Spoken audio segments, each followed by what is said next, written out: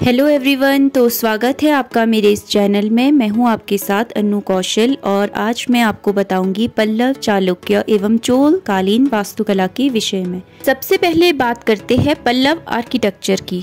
तो गुप्त काल के बाद पल्लवों, चालुक्य तथा चोलों ने भी वास्तुकला में अपनी विशेष रुचि दिखाई थी और 6वीं से 8वीं शताब्दी के मध्य मंदिर निर्माण कार्य किया। कांची, मामल्लपुरम तथा बादामी में इन शासकों ने स्थापत्य को प्रश्रय दिया। पल्लव शासक काल के बड़े संरक्षक और प्रेमी थे। उनके राज्य में कला और विशेष रूप से भवन निर्माण कला में बहुत उन्नति हुई थी। पल्लव काल में 4 विभिन्न शिल्प कला शैलियों का विकास हुआ था। पहला, महेंद्र वर्मन प्रथम ने स्तंभों वाले मंडपों का निर्माण करवाया। इन्हें गुफाओं को काटकर बनाया गया।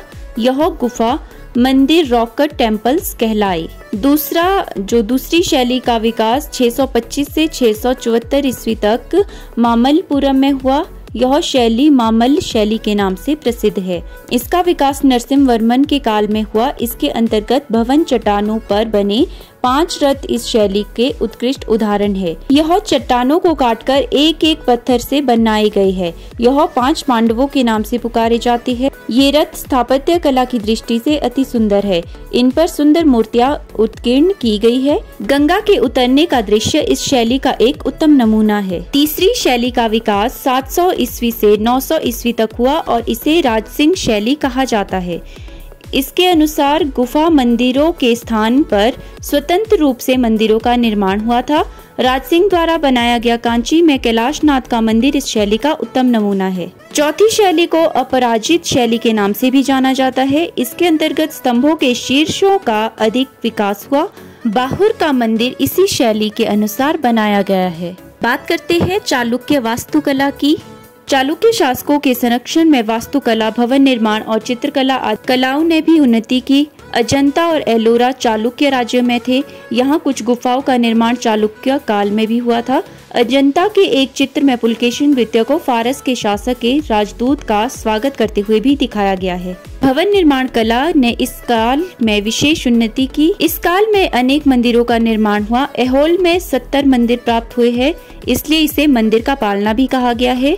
मंदिर चट्टानों को काटकर बनाए गए थे। मंगलेश ने बादामी में शिव का मंदिर बनवाया। चालुक्य शासकों द्वारा बनाए गए मंदिरों में से मेघुती का शिव मंदिर, बादामी का विष्णु मंदिर, लकुंडी का काशी विश्वेश्वरा मंदिर, अटावक दक्कल का विरूपाक्ष मंदिर, अहोल का विष्णु एवं दुर्गा मंदिर अपनी सुंदरता, बनावट और सुंदर मूर्तियों के कारण विशेषकर प्रसिद्ध है।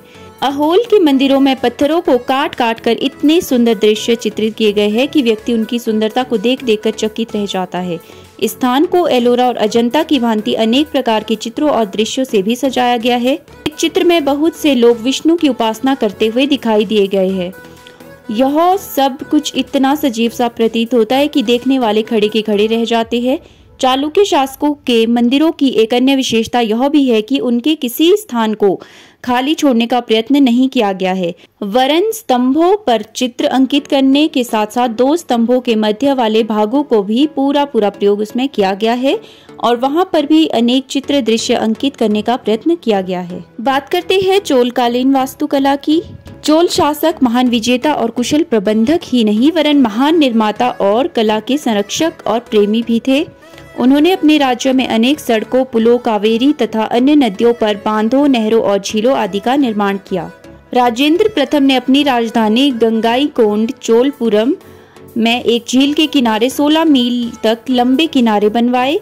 चोल शासकों ने अपने नगरों को अनेक भवनों और मंदिरों से सुसज्जित किया। चोल शासकों ने अनेक सुंदर मंदिरों का भी निर्माण करवाया, जिसमें तंजौर का शिव मंदिर, गंगाईकोंड का बृहदेश्वर मंदिर तथा कांचीपुरम का कैलाश मंदिर आज भी अपनी वास्तुकला के लिए प्रसिद्ध है। इन मंदिरों को विस्तार से जानने के लिए आप मेरी पिछली वीडियोस भी देख सकते हैं। इस काल में मंदिर स्थापत्य कला के क्षेत्र में एक नवीन शैली का विकास हुआ जो द्रविड़ शैली के नाम से जानी जाती है। यह शैली दक्षिण भारत तक ही सीमित थी। इस शैली में गर्भगृह अथवा प्रतिमा कक्ष के ऊपर एक के बाद एक 5 से 7 मंजिलों का निर्माण किया जाता था।